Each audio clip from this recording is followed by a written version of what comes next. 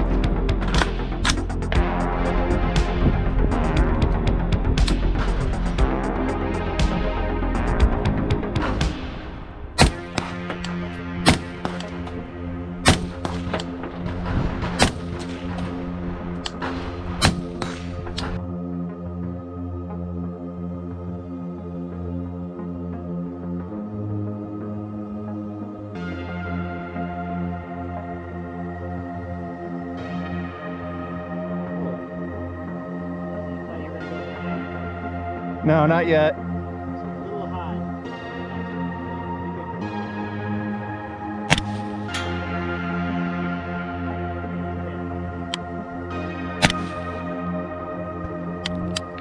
That was another hit. Okay.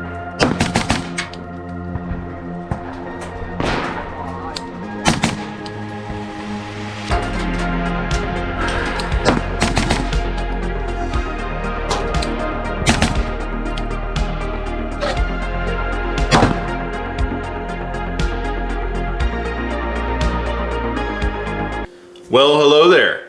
Hello? Are you looking for a purpose-driven 1-to-6 that isn't like everyone else's 1-to-6? Do you want something that's fast up close on 1x, like an EOTech or an aircraft battery sight, but also something precise at 6x, out to say 600 yards or so?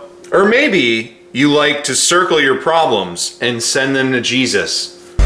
Let them be ashamed which transgress without cause. Well, friends, I have the optic for you.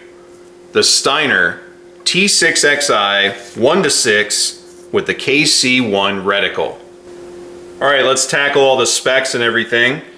Again, this is the T6Xi 1-to-6 by 24. The model number is 5103.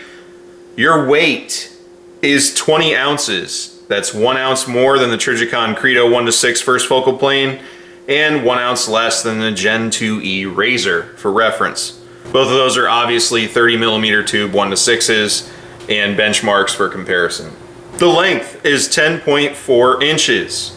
The width at its widest point is 2.5 inches, and the height is 2 inches, again at its tallest point, which is where the turrets are.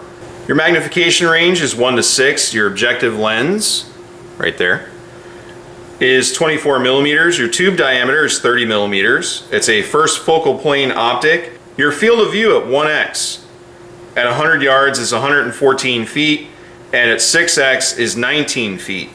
For comparison's sake, the Trijicon Credo first focal plane 1-to-6 red mill is 113.4 feet at 1x, and at 6x is 18.8 feet.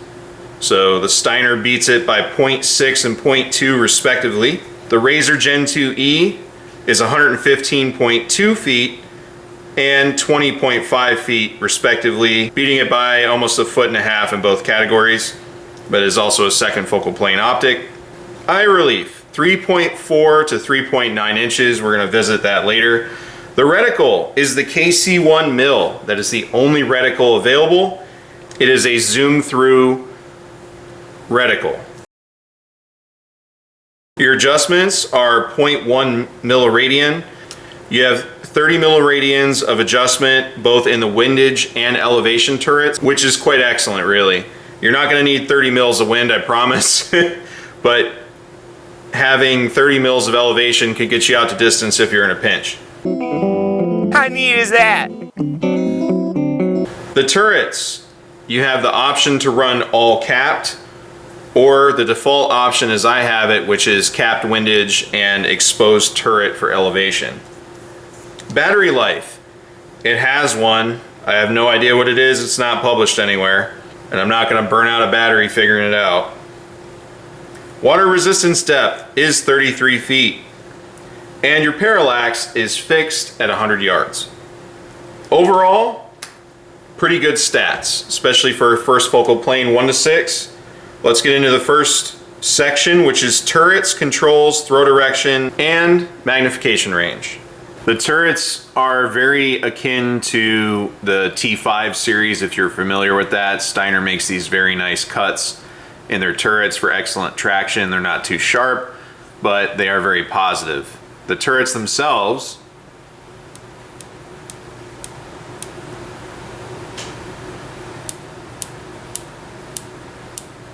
very positive. As it comes out of the box, you do have an exposed elevation turret and a capped windage turret. I really like the windage turret. It is slightly smaller, but equally as positive.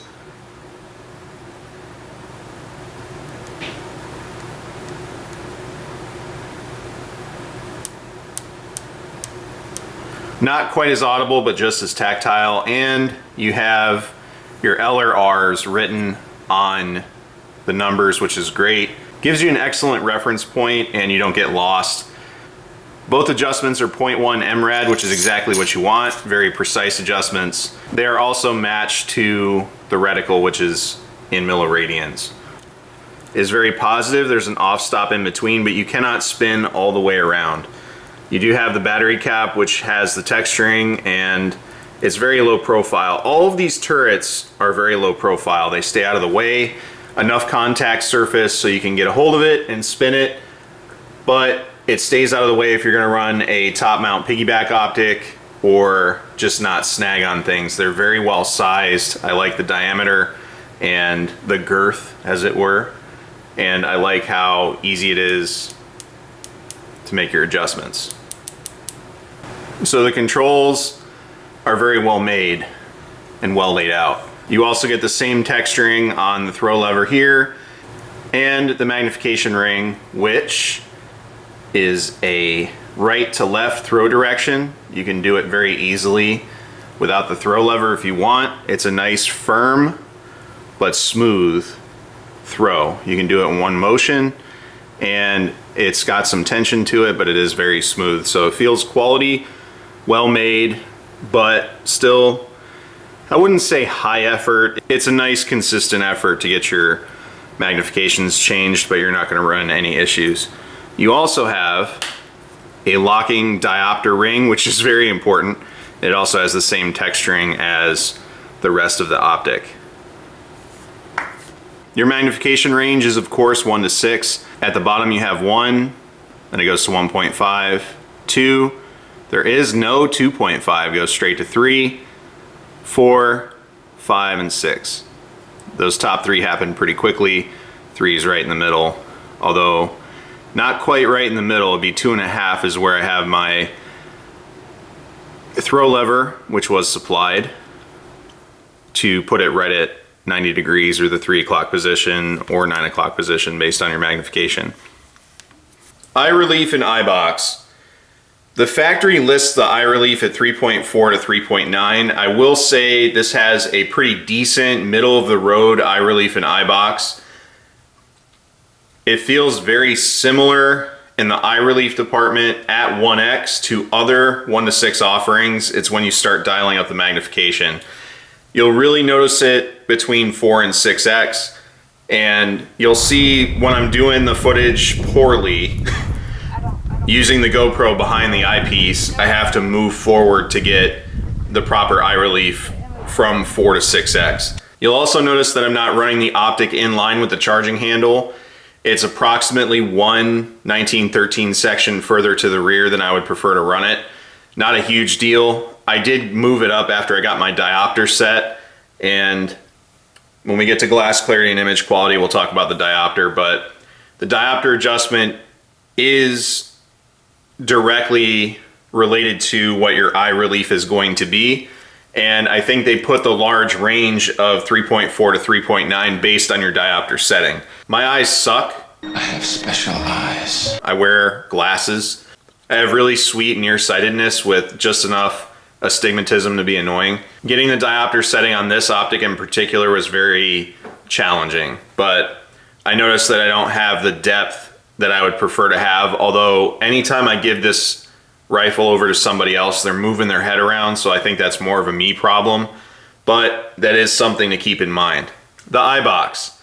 The eye box is, I'd say, standard, right down the middle of the road for a 1:6. I don't think it's better than a lot of offerings, and I don't think it's worse. It is slightly better than the P4XI if you have one of those for reference. Just for everybody's knowledge, the best eye boxes I've used are the Trijicon Credo 1:6 first focal plane and a Vortex Razor Gen 2E has a pretty good eye box, but it is hard for those of us that have 34mm tubes to jump down to 30mm tubes. Box is obviously a factor when you switch down in diameter, but it still has a very usable eye box. I didn't really feel like I couldn't get in the eye box, or when I bring the rifle up that I couldn't get in it. And the scope itself, when it doesn't have the scope caps on it, has a decently sized scope body, but it's not huge. It's exaggerated by the scope cap in the rear. So some of the panning stuff, I'll take the rear scope cap off so you can get a better understanding, but I like to protect the optic. And I, go out in adverse conditions to shoot, unlike a lot of people. So the scope caps are important to me. So not the best eye relief and eye box, but absolutely not the worst. It dunks on an NX8, it dunks on a lot of other optics, but you're not gonna get behind it and say, I can hold this upside down and still see it perfect, or I can be this far off and still see through it. It's definitely a deliberate eye box, but not nearly as bad as a lot of other things. All right, glass clarity and image quality. Glass clarity. First, we'll just tackle the distortion now. The diopter on this optic is the most sensitive diopter I've ever messed with in my entire life. It's good for people with bad eyes. I have special eyes. Because you have a very wide range of adjustment, but the problem is when you're trying to adjust it, you have to do it very slowly and pay the absolute most attention to what you're doing. The lion's share of the distortion is at 1x. So what I do is I dial all of the distortion or fisheye or whatever you want to say out at 1x, which is backwards. Usually you want to do that at 6x. For some reason, 6x stays sharp for my eye. Through a wide variety of diopter settings, it's the 1x that changes so much. And other optics that I've used, a quarter turn is the most diopter I've ever put into something. This, an 1/8 or a 1/16 of a turn, changes it significantly for me. And it'll induce wild distortion very quickly. So it was very frustrating for me to get the diopter set, and for those that saw when I first posted pictures of where I had this mounted to where it is now, that's the variance in the diopter setting. So get your diopter set is my biggest biggest recommendation. You'll see it here on 1x as I pan. It's probably the most true 1x I've seen, other than the Trijicon Credo 1:6 first focal plane, which is also the most true 1x I've ever seen. Other optics have slight magnification. This may be a 1.01, but it is absolutely the closest to 1x I've ever seen, right in line with the Trijicon Credo 1:6, which also has a phenomenal 1x. So these two optics, phenomenal 1x performance, very true image. Nice and flat. Again, diopter setting is critical. But a very nice, clean, true image. There's no tint in the glass. And it's very well made, very heavy German HD glass, which is why this optic is 20 ounces. Among other things, it's not just the glass, but you have quality HD glass coming from Germany, and Steiner glass has always been very nice. I've never had any issues with a Steiner product's glass quality, and that's why the P4XI is so good. and this glass is better than the glass that they use in the P4XI. Very true, clean image. Everybody remarks on how nice the glass clarity is when they get behind the optic, especially for a 30mm tube, 24mm objective. Image quality.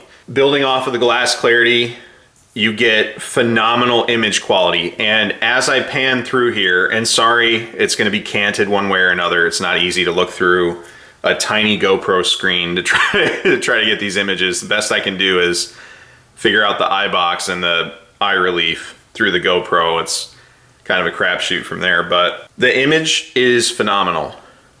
I've been shooting a lot of optics lately. I've had a lot of opportunities to get behind things I normally wouldn't have been able to, and the people at JTAC are awesome. And I also got to hang out with Vor1998 and his buddy. I got to look through a Delta Striker. I got to look through a Trijicon AccuPoint, which I forgot how amazing that glass is. Vortex Razor Gen 2, whole bunch of optics back to back, Gen 3, all in one sitting. And I'm not saying particular knocks on the optics I just listed off, but there are some optics that you'll look out between 1 and 500 yards and it's completely fine, nice and clear. You start pushing past 500 yards and you run into issues. With this optic, I don't have that problem, and I can see out to distances I probably shouldn't try to engage with this thing. 333 yards is where this Mazda 3 is, this silver Mazda 3. There's two targets, one at the hood and one at the trunk. Moving from that to the right is the 616 yard target. And as you can see in the background, there's a 1,000-yard berm. All of them are equally clear. Now I know you're gonna get a little distortion through the camera, and it's the lens within a lens within a lens thing. And it's not gonna be a perfect image representative of what you would see if you're looking through the optic, but the clarity on this thing is incredible. And even at the 100-yard range, where I go locally, you can see how nice and crystal clear it is through the GoPro, and that's really underselling the image quality. Nice flat images, especially at 6X. 1X and the others are fine, but 6X really stands out. 5, 4, you're not seeing any change in the optical clarity, but you really get to enjoy and appreciate it at 6X. Now, as you've heard in other videos, if you've seen them from me, a 1:6 for me has to go out to 600 yards, and this optic does that very handily, but it also goes out to 700, 800, 1,000, and that's really impressive. I really do like this optic, and it allows me to see what I'm doing, so I can see my misses. So it's not just, oh, I can see the target. It's, no, I can see the detail of the target. When I look at that 300-yard target, I can see the bullet holes in the car. I can see the driver's seat, the passenger seat, the back seat. When I push out to 600 yards, I can see where my misses are and where my hits are. For a 6X in a 30mm tube with a 24mm objective, that's extremely impressive. And again, it really speaks to the glass clarity and image quality. I can positively identify my target, I can discriminate it from other targets, and I can see my hits out to 600 yards, which is crazy. I didn't push past 616 this time, but it's only my second time at JTAC, go easy on me. But getting hits at 616 was easy with this optic. Reticle. This is the KC1 reticle. Now, for some reason, until recently, there wasn't a lot of buzz or information on this reticle. Everybody looks at it and says, I don't know, man. Part of that is because Steiner can't decide what size 1X is. It's this big, by the way. And you can see it in the video. It's not as big as some of the promotional material at 1X. And good old John Duffy Mocha Bear Dufresne did not post any information. Now, to his credit though, that's on Steiner really, but Duffy saw my video on the KC1. He commented, I pinned it over there, you can go see it, nice guy. And he said, hey, my bad. And then that night he put out on his website a quick description of the reticle and the reticle dimensions. At 1X, does it mimic an EOTech or the K16i? A little bit. I think at 3 yards it does you can put a head in a circle thing, or at 5 and 7 yards you can do, well, at 5 yards this is what it looks like, and then at 7 yards this is what it looks like. you can kind of put a target in a general area pretty quick. And even at 15 yards, for some reason, shooting those big rifle shoot and see targets, or the shotgun targets is what I call them, but shooting at the shotgun targets, they're really 200 or 300 yard rifle targets, but shooting at those, it was very quick and easy. That circle covered them exactly at 15 yards, and my hits were gonna be within that circle. So in a lot of ways, it's very intuitive and fast. I started out hating this optic, both the reticle, the diopter, all this stuff. And as I started running it more, getting it out of the house and actually shooting it, I started seeing certain things that I liked. I also was able to take the range experience I had and translate that into practical application. Because at first the reticle looks incredibly simple. It looks like a super simple circle, like here it is dummy, put it right on the target. What I didn't take time to notice at first, but what my brain and my eye did for me, is I was able to use the T in the reticle, the stadia that start big but taper as they go in, which is brilliant, by the way, especially as you start dialing up the magnification. But the T-shaped reticle helped me center things. And I'm gonna be honest with you with how bad my eyes are. I have special eyes. Sometimes I can't see the center reticle at 1x.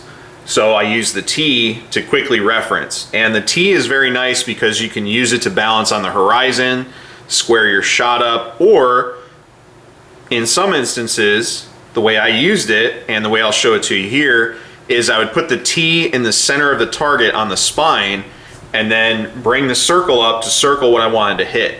So it really helps you center your reticle a lot faster and easier than I initially gave it credit.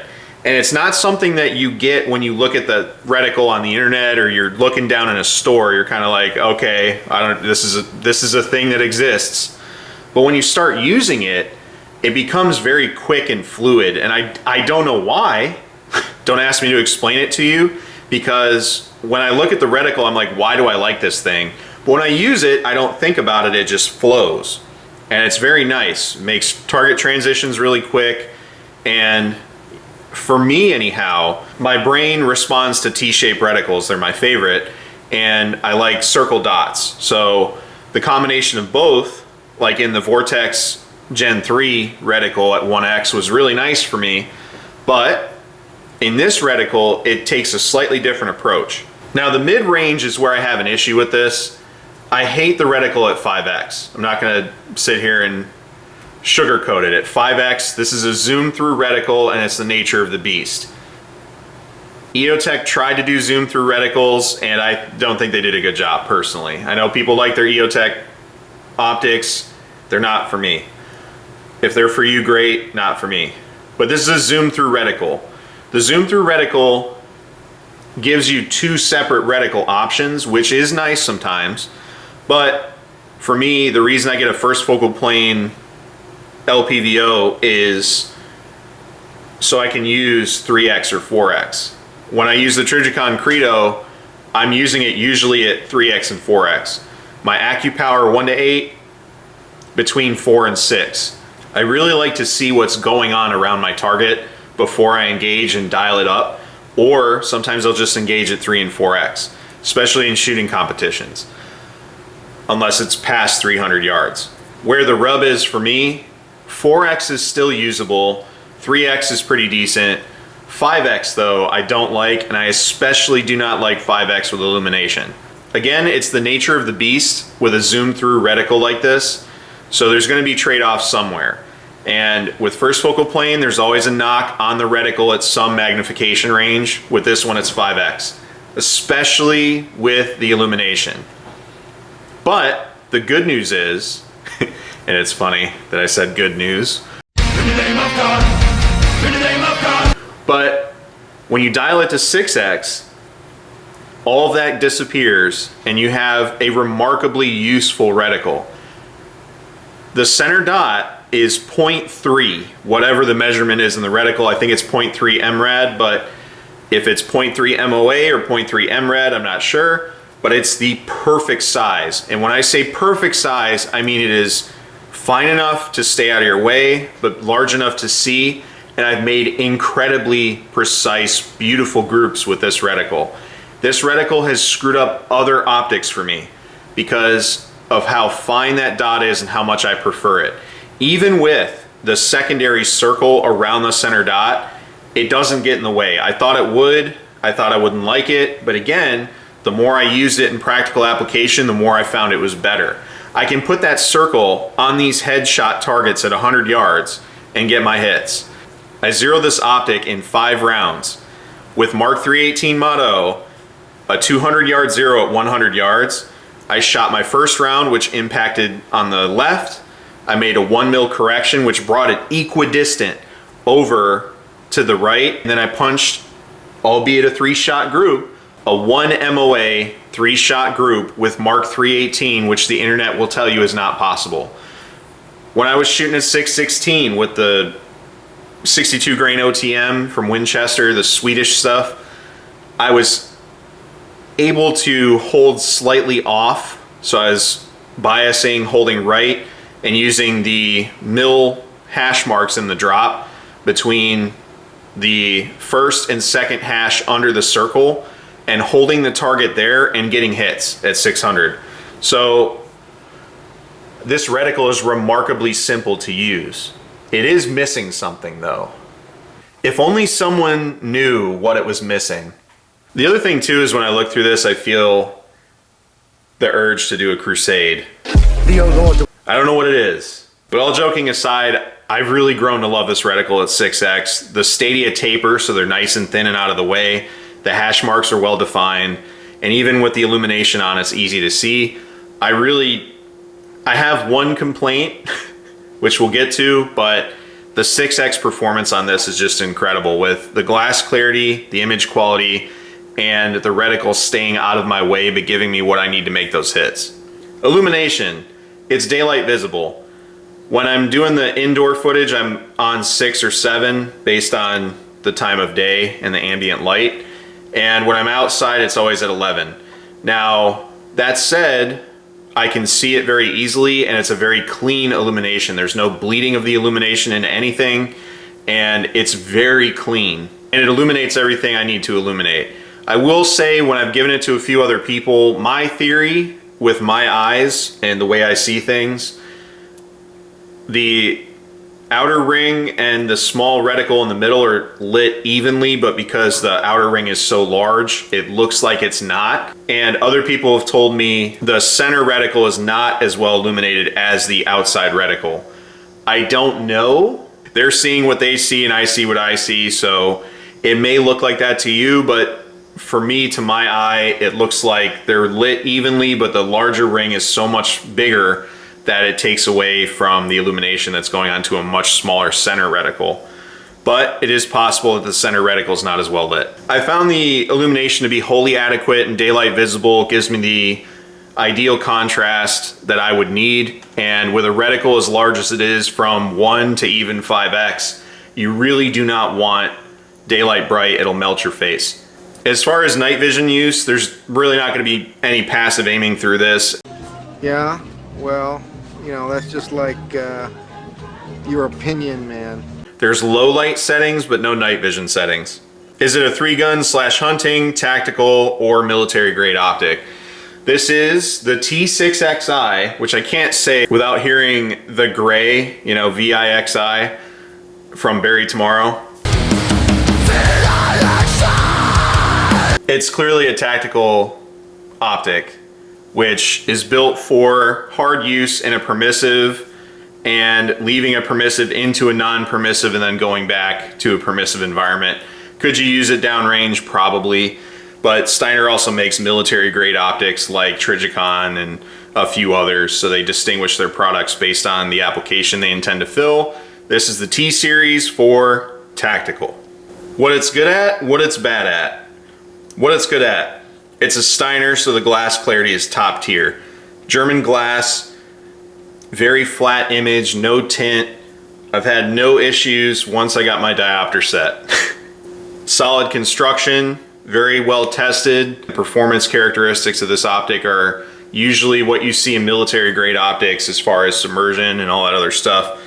A lot of good qualities as far as how rugged this optic is. The turrets are also very meaty and well built, and they're squat, so you don't really have to worry about raking them off things. Good illumination for a first focal plane reticle. It's definitely daylight visible, and there's a lot of optics that come up short. I really like where the illumination sits for my eye. I know some guys, no matter what, will always want daylight bright, but I've never found any limitations with the illumination on this reticle. To the reticle, it's fast at 1x, and it has a true 1x like the Trijicon Credo. It's also excellent at 6x and perfectly sized center dot. Just a wonderful center dot. Excellent precision capability, which you wouldn't expect out of a 1:6. And with both the circle and T-shape stadia, it's very easy to orient quickly so you can get a nice level precise shot. The adjustments are very precise and the return to zero is excellent. I've had no issues with this whatsoever. I do really like that it's a complete package with the throw lever and caps. It also has different throw lever options, and you can run a capped elevation turret if you so desire, or you can keep it exposed. I might have to dial for 500 or 600 yard targets, so I'm gonna keep the windage exposed. All right, what it's bad at. Everyone, and I mean everyone I let use this, which was 10 or 12 different people, all said it needed wind holds. Everybody. And it has a great dot for precision. The reticle works really well, surprisingly well in a lot of cases. But where are my wind holds? Where are they? This is 2023. Where are the wind holds? 5x. 5x obscures some of your vision, and it is annoying, and it's especially annoying with the illumination on. There is some mild distortion that happens when you're not perfectly through the optic, and I know this is more of a 30mm tube optic thing, and I've noticed this through a lot of modern optics. Some of the older optics didn't do this, like my VCOG doesn't do this, but it's a tighter field of view in general. But I've noticed that when you're not perfectly square behind the optic, there's a little distortion anyway. So when you look through the optic and you're on it properly, perfectly clear, no fisheye, you can pan, everything's fine. But when you're slightly off, and I noticed it because my stupid ass makes YouTube videos, but when I don't have the GoPro perfectly behind it and I'm not keeping the rifle perfectly flat and I'm panning or doing anything, you can kind of see a little distortion and it's annoying. And I get that, but it's not distortion that you experience when you're behind it properly, so it's more of a teaching aid, I guess. But there's some times where you're gonna be in a not ideal position and you won't be perfectly behind the optic, and that little bit of distortion can be distracting or cause confidence issues. So that is annoying, but I think that's more of a modern glass design and coatings and a 30mm tube sort of thing versus a Steiner thing, if that makes sense. And then the eye relief and eye box I feel could be better. I don't think it's really bad, and you'd know if it was really bad. I have really big issues with eye relief and eye box not being good. That's the reason I pitched the Vortex.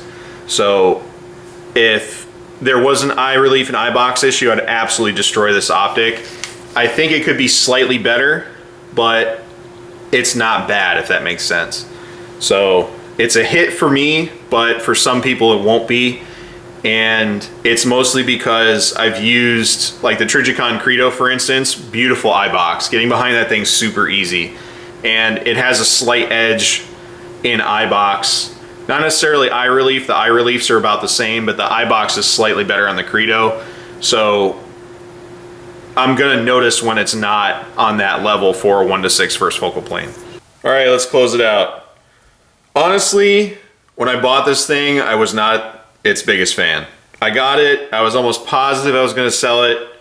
The 1X didn't make sense to me at first, and the 6X looked like I was going to Central and South America to share the good news at muzzle velocity as a time traveler in the 15th or 16th century.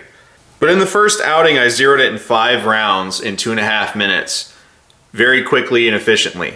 All the adjustments were spot on. I started noticing things. I started noticing how fine that center dot was and how beautiful the group was I just shot, and how effortless it was to shoot it.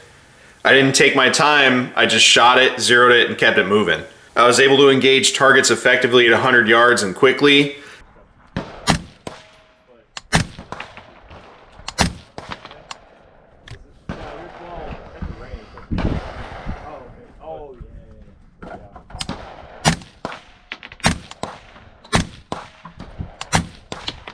And then I took it to the 15-yard range, and it was super fast in target transitions. I got my diopter set right. I took it home. I started clearing the house with it. I put up that VTAC target. I did a bunch of stuff. I kept taking it out. I kept shooting it, and then it made sense to me. And the more I shot it, the more I loved it. And it wasn't, I'm just forced to use this. I'm my own supply. I purchased this. It wasn't given to me. I'm not being paid to say nice things about it for sure. It's, this optic genuinely started to grow on me and became something that I prefer to use. And what really drilled it home for me was going to JTAC and hitting those targets at 333 yards behind the car and competently engaging out to 616 yards with a 1-6 on a 14.5 using 62 grain OTM. Not 77s, 62 grain.